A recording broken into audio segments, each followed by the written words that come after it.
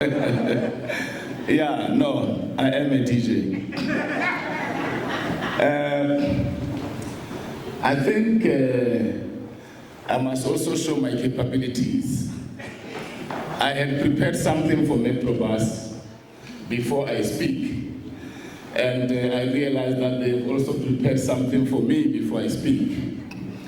And it goes like, Yabo Elesama, Fatsele Khabile, Kabun Kenyan, Joa Banabohle, Yare Rele, Bareke, Metrobus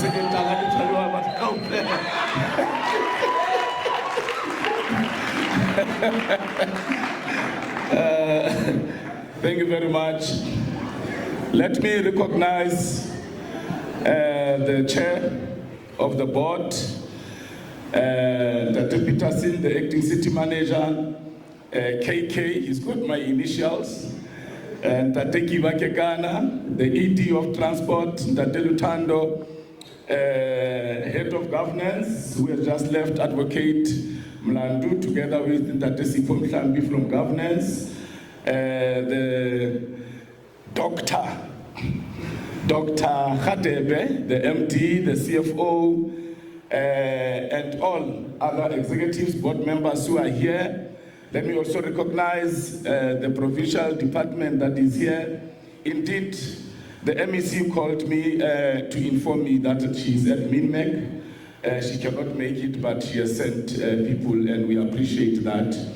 But let me greet the most important people, the drivers, the workers of Metrobus, the people that make sure that our residents arrive safe home, safe to work. I think we must give you a big round of applause.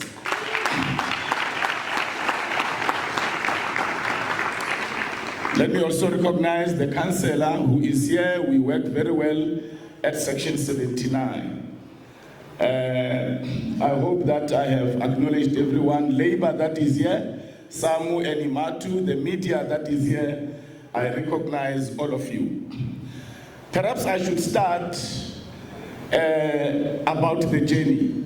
I heard the secretary of Samu saying, hey, but let me give that journey very briefly. When I started here in 2023, February, everybody told me that Metrobus must shut down or must be privatized. I remember the former acting city manager, Maduka, also said to me, MMC, Metrobus must be shut down. But then I had some presentations with the entities under Transport Department. And Ndate Luyanda here, Gidini was the acting MD at the time. And in the presentation, they highlighted indeed the struggles and the challenges that Metrobus was facing. And as I was listening to them, my business mind kicked in. And I said to myself, when this company was established, it must have operated properly. Which means all these challenges, for it to come from 382 buses to just over 100 buses, it did not do it to itself. People have decapacitated Metrobus. People have run Metrobus down. It's a company. It's a business. There's no difference between Patco and Metrobus. There's no difference between Absa Bank and Metrobus. They're all businesses governed by the Companies Act. The only difference is that the model of Metrobus was not based on profit. It was based on breaking even and being subsidized by the city. And I said to them, now that I understand the challenges, for as long as I'm here at Transport, Metrobus will not shut down, Metrobus will not be privatized. And we went to several mayoral committee meetings. We had engagements. The then MMC of Finance, who is the mayor today, said that Metrobus must be privatized. And when he was the mayor, he insisted that Metrobus must be privatized. I said, no, Mr. Mayor, Metrobus will not be privatized because it will take away what it is meant for, a cheaper fare for the residents. The World Bank said that an ordinary person, an ordinary worker in South Africa spends 52% of their salaries on transport to work. That's not me. So instead of reducing that, we want to even take it up, because privatizing Metrobus would mean that it must make profit, which means that the fare must go up. I do not agree with that. And I sat down with the team and I said, how do we fix this? Number one, they told me that they tried to implement AFC, automated fare collection, for 7 years. The tender would go out, go to the city, and people will fight over horses. Which horse must run with this tender? For 7 years. I came in February, December of 2023, a company was appointed, and they started ordering what is necessary to do AFC. On the 1st of October, AFC was implemented and the necessary products were installed in the buses. On the 1st of October 2024, we went cashless. At the end of October, I said to the CFO, can you give me how much we collected in 2023 October and how much we collected this October after we went cashless? In 2023, we had collected just over 6 million. In 2024, after going cashless, we collected over 9.5 million. So, which means that on average, between 3 and 4 million got lost every month to drivers who were stealing. No, that is the truth. The team presented to me that when they do what they call blitz, on an average month, Metrobus, let's say, will collect, a bus will collect, let's say, 10,000 rands, as an example. When they do blitz is when they bring Metro police, and they, without informing bus drivers, they follow bus drivers, they check the collection. A bus that was collecting 10,000 or 9,000 for the past few days will collect over 30,000, 40,000 rands when they are doing blitz. So the answer to that solution was AFC. But before we installed AFC, because it was taking time to import the equipment, we employed 24 inspectors. And I said to them, your job is based on the increase in collection. You must go and police the bus drivers. Make sure that maximum is collected. If it remains the same, you have no reason to be here. We fire you. And we saw a little bit of an increase, but AFC solved that problem. So for 7 years, the city was deprived of increasing revenue. The second problem is the buses. There's a problem of criminality. These buses end up being scraps. because an invoice will come with a Mercedes-Benz part. And that's what will be paid. But the part that comes does not even come from China. You don't know where it comes from. The oil that will be bought is oil that is being contaminated, mixed with water or whatever hell they mix it with. In fact, there was a case that was reported after it was found out that this is what is happening. So people were destroying the buses themselves because of greed, because of criminality. And I said to the team, how do we solve that problem? Let us go electric. Let us implement the city's climate control plan. Let us decrease carbon emissions. I went to China and I visited a bus manufacturing company, the #1 bus manufacturing company in the world. They even have buses that drive themselves. I went to their plant, they explained the EV buses to us. And I came back, we fought for budget, we allocated 238 million by the city. During the adjustment budget, they took 200 million.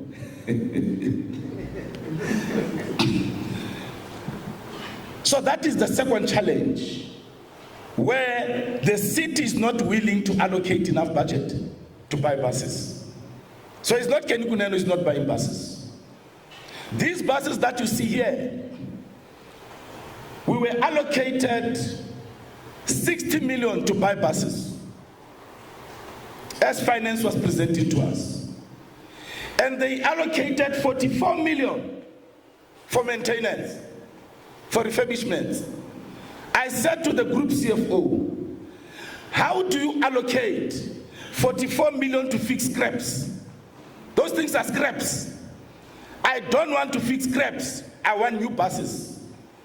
Take 20 million from that 44 million, put it in that budget of buying buses, make it 80 million. And that's what happened. Hence, we were able to buy these 34 buses. So, the fourth problem, when a bus driver gets into an accident and the insurance writes the bus off, the insurance pays the city. It pays group finance. Group finance does not give that money to Metrobus to replace that bus. We don't know where the money goes. That is why we end up having a shortage of buses. So Metrobus has not been run by like a business. And it is my view that if you privatize Metrobus, we are going to lose jobs. If you shut down Metrobus, we are going to lose jobs. So I cannot, under my watch, be the creator of job losses. So those are the challenges that we have had at Metrobus when I took over. This is the beginning. Yesterday we were in council, and I'm happy that all the parties did not oppose our report that sought approval by council to run a trial of electric buses. We partnered with the University of Johannesburg in 2024. Because the University of Johannesburg advises 27 universities and 26 TVET colleges on electric buses. They are running electric buses themselves. They have done a feasibility study in Johannesburg. They advise private companies. So we partnered with them to advise us on what type of EV buses we must procure. And they have held our hand. We've worked with them. And they've indeed advised us. So this trial is not a feasibility study. We want companies at no cost to Metrobus or to the City of Johannesburg to bring buses and drive them on our routes so that we can collect proper data, so that we can see how much it's going to cost us to charge buses. Can these buses be able to run on our routes? Now we want to put them in the real world. And I've said to the team, whilst we are doing that, we must prepare a tender to go out to buy electric buses. Whether the city has allocated budget or not, they will pay them when they are here. It's a necessary exercise. Metrobus collects every day, but Metrobus is not paid every week. Metrobus is not allocated money every week. Yet every day money goes into the coffers of the city. So when God decides that he wants to make me the mayor of Johannesburg through the votes of the people of Johannesburg, I am going to tell finance to create a special account for Metrobus where the collection will go straight into that account and not into the city. So that Metrobus, with its collections, it can then be able to deal with its obligations first before it can assist the city with revenue collection. Because what is happening now, the money comes in, the city takes the money collected by Metrobus and fixes things that we don't know. Metrobus is suffering.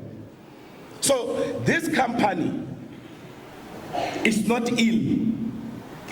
This company is not sick. This company has just been given corona so that people can be vaccinated. This company is run by men and women who are capable.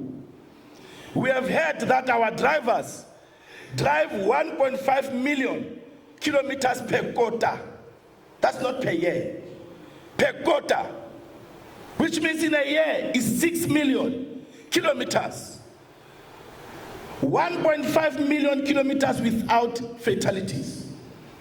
It means these drivers are driving around the world. Because 1.5 kilometers can take you around the world. They are driving around the world without any fatality. Let us give them a big round of applause again. So, we need to appreciate the work that is being done here. These buses are beautiful. And I must confess, city manager, I was not part of choosing the main color to be green. I was not part of that. So tomorrow I must not hear that Kenny Kunene has taken the colors of his party, Patriotic Alliance, and he has put it on Metrobus. I was not part of the choice of the color. But they are beautiful. So let us look after them. But where to from here? I've got 12 months before elections. I'm standing to be mayor of Johannesburg, so I'll still be here. Whether I'm mayor or not, I'll still be here. We have to procure electric buses. I agree with what Labour is saying, that we need to buy 100 buses. That's what I want to do. I want to buy 200 buses. Electric buses. We are going to save money on diesel. We are going to save money on mechanical breakdowns. We are going to save money on theft, on parts. An electric vehicle does not get serviced every 10,000 kilometers. Some of them are serviced after a year. So it's going to also be a cost-saving mechanism in the long term. Yes, they might be more expensive than the diesel buses, but you save a lot of money in the long term, and you have a healthy business, but you are also responding positively to environmental challenges. That's what I want to achieve. Before I leave here, electric buses must be running on the streets of Johannesburg, empty. That is the mandate. I know that you are a doctor. You got a PhD last year. Let's give him a round of applause.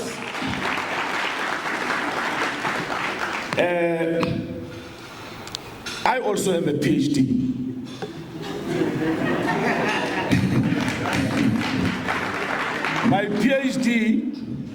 My PhD stands for passed high school with difficulty.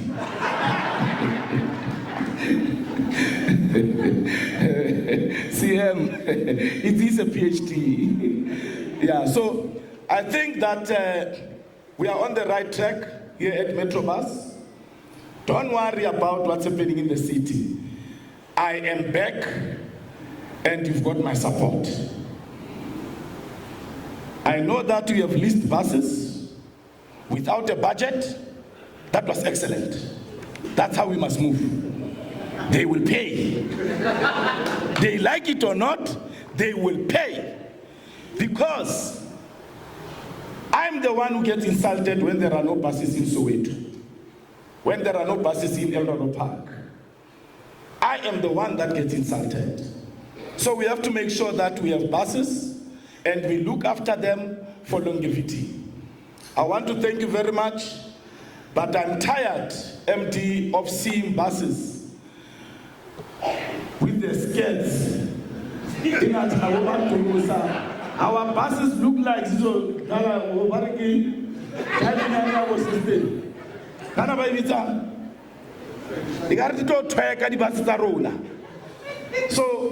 we want buses that are fresh, buses that are mnandi, buses that show that Kenny Kunene is running this particular department. At the moment,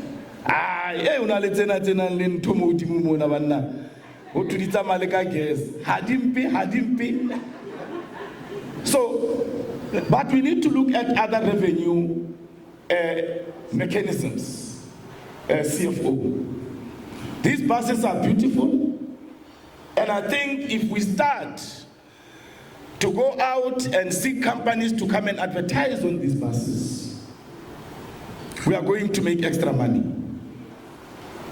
I have seen buses in China and London that have got screen advertisement at the bottom, maximizing revenue.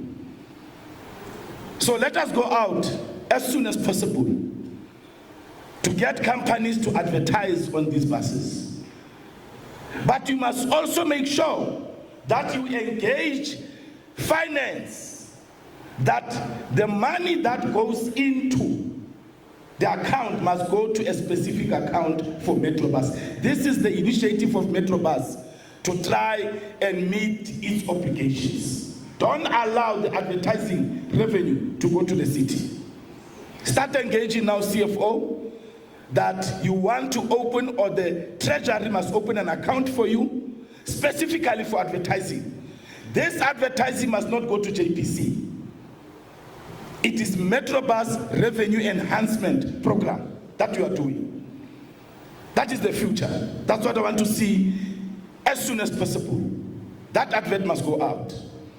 We must make sure that those who want Metrobus to be privatized can see through our efforts that their dreams will never be realized.